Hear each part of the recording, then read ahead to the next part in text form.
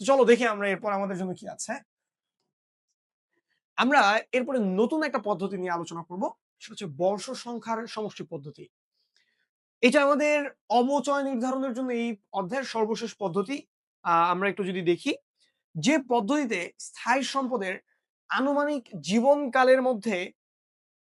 জীবনকালের বছর সংখ্যার উপর ভিত্তি করে। আচ্ছা, এখানে তোমার সরলরৈখিক পদ্ধতি আর এটার মধ্যে একটা পার্থক্য আছে। সরলরৈখিক পদ্ধতিতে আমরা প্রতি বছরের ভাগ করে দেই, আর এখানে আমরা বছরগুলোর আয়ুষ্কালের সমষ্টির উপর ভাগ করে দিই। এটার একটু সূত্রটা দেখলে আমরা আরেকটু ক্লিয়ার হব। দেখো, সূত্রটার এখানে বলা হচ্ছে বার্ষিক অবচয় সমান সমান অবচয়যোগ্য মূল্য। আমরা অবচয়যোগ্য মূল্য অলরেডি জানি কিভাবে করতে হয়।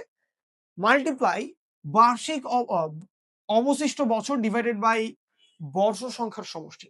আচ্ছা, বর্ষ সংখ্যার সমষ্টি কিভাবে পাবো? n into n minus one, sorry n plus one divided by two. n হচ্ছে ন্যাচারাল নাম্বার।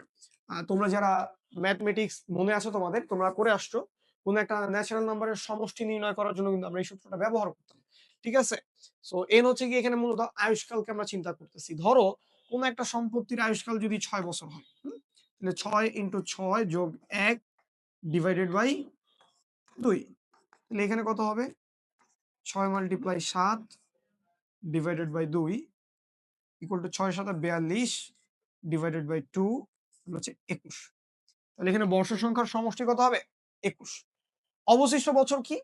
তুমি সম্পদটা কতটুকু ব্যবহার করছো আর কতটুকু বাকি আছে। টি হচ্ছে যতটুকু সময় ব্যবহার করা হয়েছে, আর এন তো আমরা আগেই পেলাম যে এটা হচ্ছে আয়ুষ্কাল।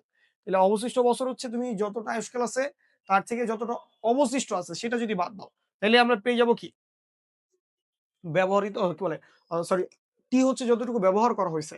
তাহলে টোটাল আর কি আমার আয়ুষ্কাল থেকে যদি সময়টা, মানে যত সম্পদ ব্যবহৃত হয়েছে এটা বাদ দেই, তাহলে আমরা পেয়ে যাব অবশিষ্ট বছর। তো চলো আমরা একটা ম্যাথ দেখি। সূত্র আই থিঙ্ক তোমরা বুঝতে পারছো। এখানে দেখো বলছে যন্ত্রপাতির ক্রয় মূল্য ৮০,০০০ টাকা, যার ভগ্নাবশেষ মূল্য ৫,০০০ টাকা, আনুমানিক আয়ুষ্কাল ৫ বছর, বর্ষ সংখ্যার সমষ্টি পদ্ধতিতে অবচয় নির্ধারণ করো। আচ্ছা, প্রথমে আমরা যেটা করব, অবচয়যোগ্য মূল্য নিয়ে আসবো।